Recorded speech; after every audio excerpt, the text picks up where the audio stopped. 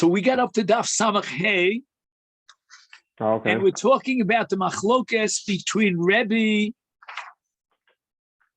and I think it's Reb Shimon Gamliel. Let me just make sure I'm not wrong about that. Yeah, Reb Shimon Gamliel, a chazaka. Rebbe says that twice creates a chazaka, and Reb Shimon Gamliel says thrice creates a chazaka. And the Gemara gives a number of nafkaminas. One of is Nisuin, in the case of a man who was married to a woman and 10 years went by, they were childless. And what happens is he has to divorce his wife and marry a second wife, but he doesn't marry a third wife. And that's Rebbe, because after marrying the second wife, he established himself as a chazaka that he can't have children. Malkios is a person who repeats the Avera over and over again, multiple times.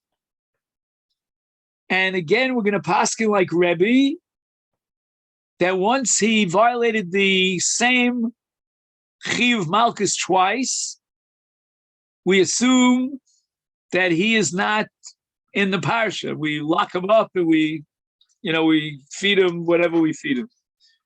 Okay, now we have cases where we paskin like Reb Shimon Gamliel that we need 3 times for a chazaka. And we were beginning our discussion, which we left off last week, about vestos. Tisnan, ein ha'isha, on the top of Samachei, kovasla veses, ad shetikba'eno sholosh piyamim. Now, kvius veses is both a chumrah and a kula. So let's go through the case of kvius veses. We're trying to establish that a woman has a regilus to see dam at a very specific time because of the onset of her cycle. So now she saw dam twice at a certain specific time, let's say on Rosh Chodesh. So she saw dam on Rosh Chodesh Nisan, and then she saw dam on Rosh Chodesh Iyar. So that's twice. According to Rebbe, twice is sufficient to establish the chazaka. And therefore we assume that on Rosh Chodesh Sivan, she'll see dam. She was already kovas veses. But we paskin like Reb Shimon Gamliel, and that means we need a third time in order to establish a veses on that day. And we're going to assume until the third time that maybe the dam really came from the makar an earlier day. It was held up and it didn't come out of her body till later on. She's not kovas veses until the third time. Now, what's the chumrah? The chumrah of veses is that we assume that all the taros that she was dealing with were tmeos from yesterday, because it takes the dam lamazog a full day until it comes through the makar down into the beis hachitzon, etc., until it comes out.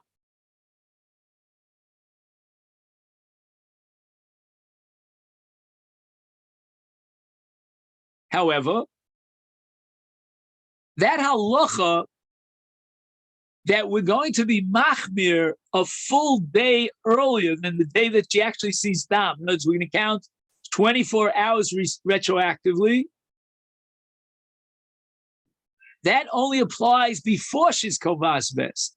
After she's kovas vest, which according to Reb Shimon Gamliel is time number 4, then we assume that the dam comes exactly at her vest, which means that now we could be makil, and leniently we could be metayar all the taras that she was osekes bahem lemafreya one day, because the chazaka is going to tell me that yesterday was too early, and she'll only see dam today.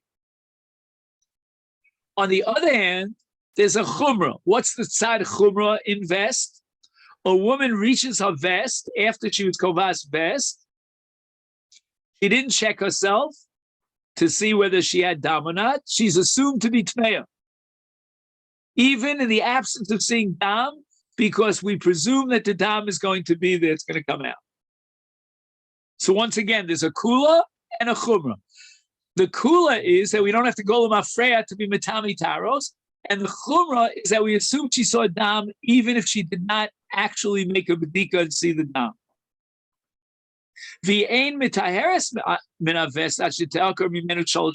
Just like you need 3 consecutive occasions on a certain zman to be kovea vest, you need 3 occasions that she didn't see dam to undermine that vest.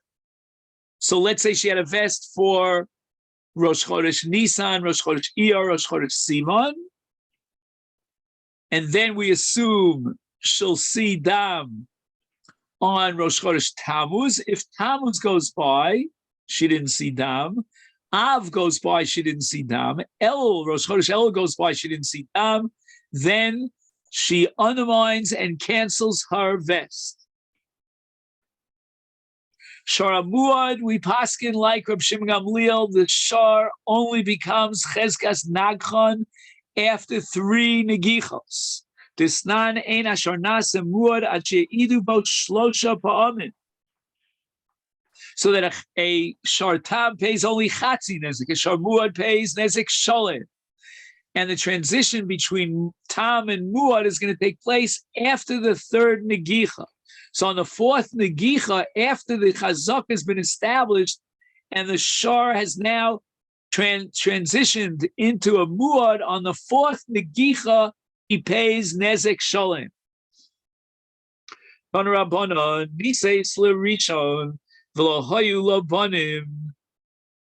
So she got married once, 10 years passed by, and she didn't have children.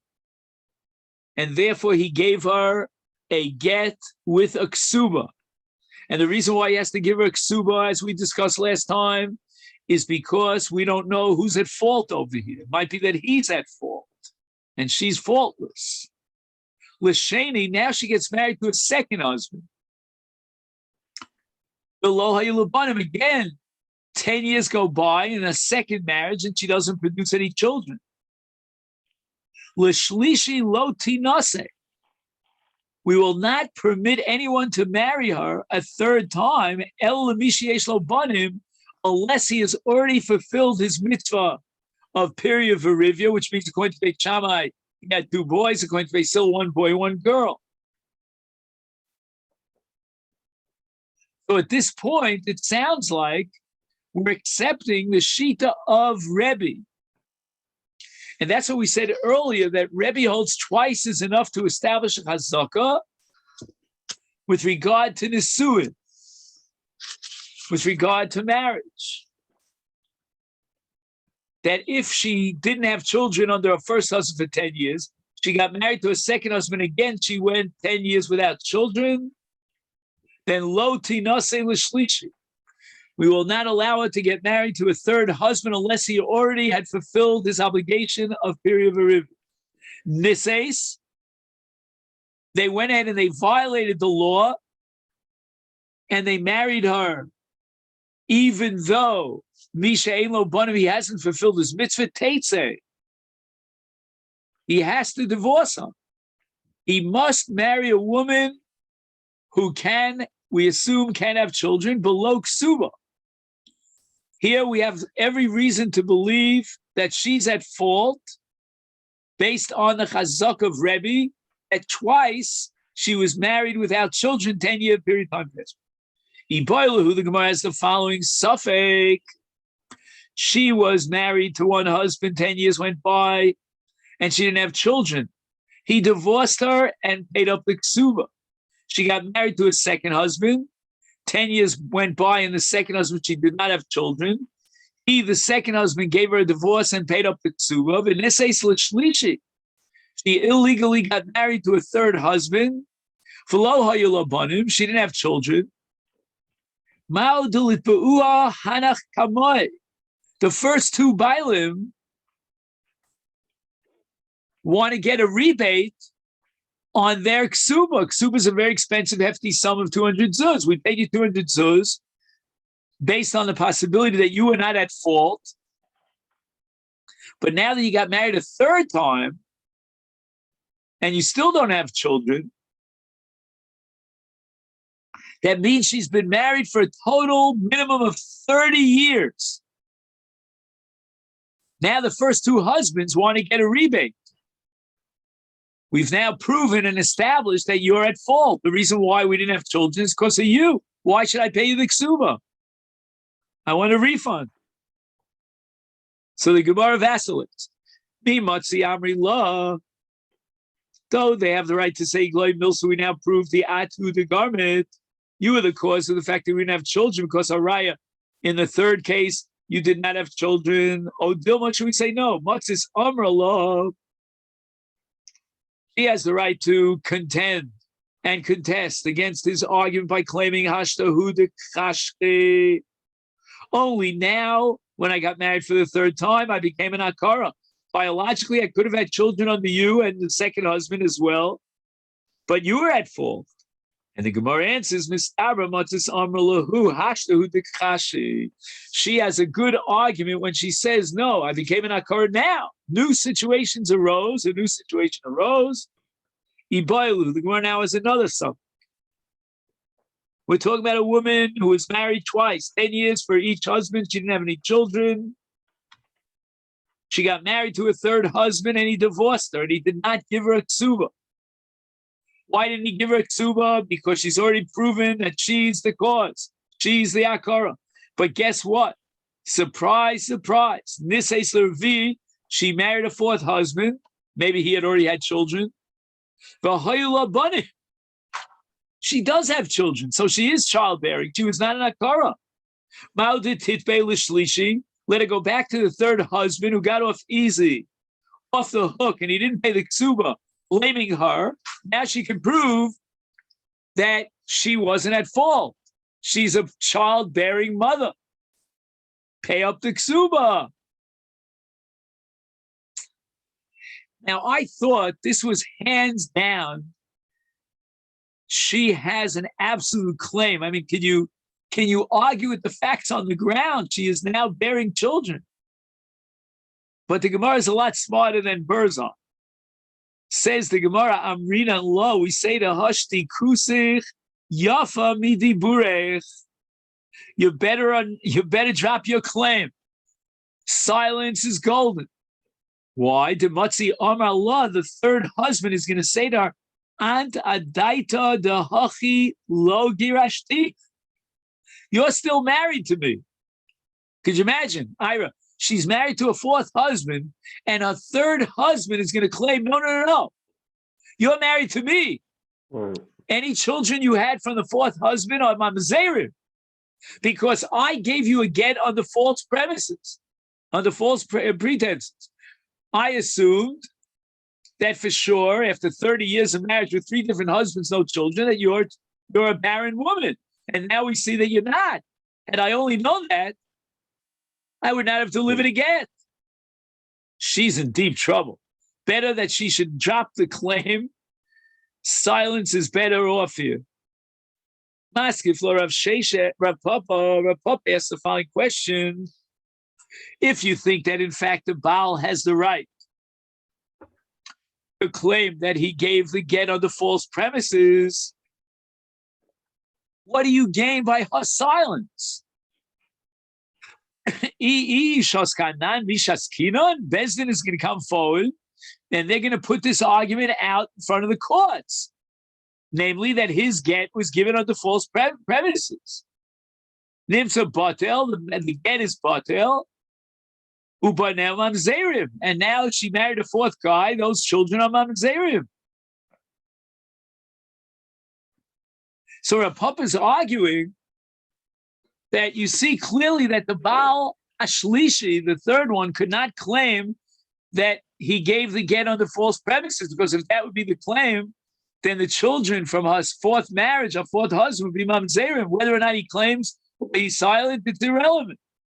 And therefore, says Rav Papa, we have to come up with a new understanding why is the third Baal patur from the ksuba? Not because he thinks that she's the gorem. Ella amrinon. We're going to say that the fact that she had children from the Revi, hashta hu debriasa, enochinami. As long as she was married the first 30 years to the first 3 husbands, 10 years each, didn't have children, she was incapable of having children. She had some sort of biological defect. But now it all straightened itself out. So it's not that the third Baal gave her a get on the false premises. He was absolutely right. There was no doubt about it. She was an Akara.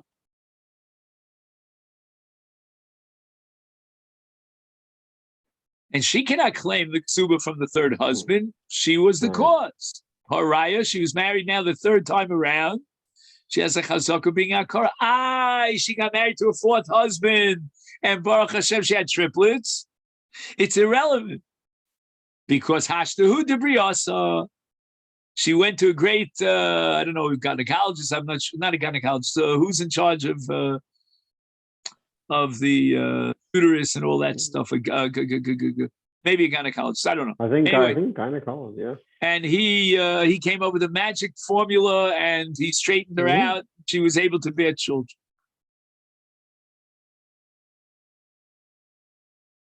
Who Amar Mina?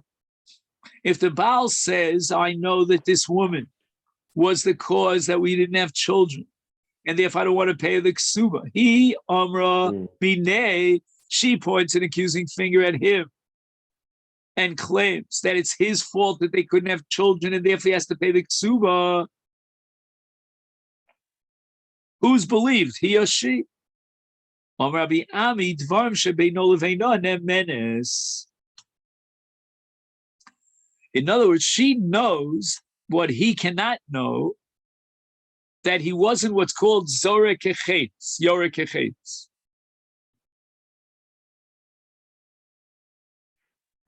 In other words, his sperm came out very slowly and it couldn't penetrate to reach the ovum. The time of Mai, why do we believe her and not him? He kaimala b'yoreh chetz, who lokim le b'yoreh chetz. She is the one, through her hagasha, she can feel whether or not the sperm is entering into the uterus in a way that she could be impregnated. He has no clue. Right. The only thing is, how do we know she's not lying through her teeth? I mean, I could admit and grant you that she knows what he doesn't know, or she could know what he doesn't know. And therefore I believe that he's not Neman, but why is she Nemenis? That's not clear. So the Gemara says that what happens in a case where the Baal is chayav to give his wife a ksuba? Let's say he marries a woman and 10 years go by and she doesn't give birth. And we want to assume that maybe the reason why she didn't give birth is because he, who's obligated in the superior rivya, apparently his mazel was gorem that they wouldn't have children, so he has to pay the ksuba. But Omar Ihu, if the Baal claims Ezel Insav Isisa, let me marry another woman before I divorce my wife, the Ivdok Nafshay, and I'm going to prove that I can have children with another woman, with another wife. And if the second wife will give birth, that's a proof that I wasn't the one who was responsible in the first marriage for the lack of children, and therefore I would want to divorce her without giving a ksuba. It's a perfectly good argument, except for one problem. A man is not always allowed to marry a second woman without divorcing his first wife. I'm not going to allow him to say, let me marry another woman. A man who goes ahead and marries a second wife without the approval of his first wife, Yotzi v'yiteng ksuba. She has a right to demand a divorce and collect her ksuba. And by the way, this has nothing to do with Cherem to Rabbeinu Gershon. The Gemara is obviously 1,000 years, I don't know, I'm exaggerating, but many years before Rabbeinu Gershon's Takana that you can't marry a second wife. Right. You can marry a second wife, but you have to give your first wife the option of terminating the marriage. I don't want to allow another woman into this triangle, and you'll have to pay the ksuba. Again, unless she agrees, that's a different story. However, now we have another sheet. Till now it was Rabbi Ami. Now we have Rava. Rava says, no say Adam kama noshim al ishto. A person is allowed to marry laissez-faire, free for all, as many women as he wants to marry, with only one stipulation, one condition.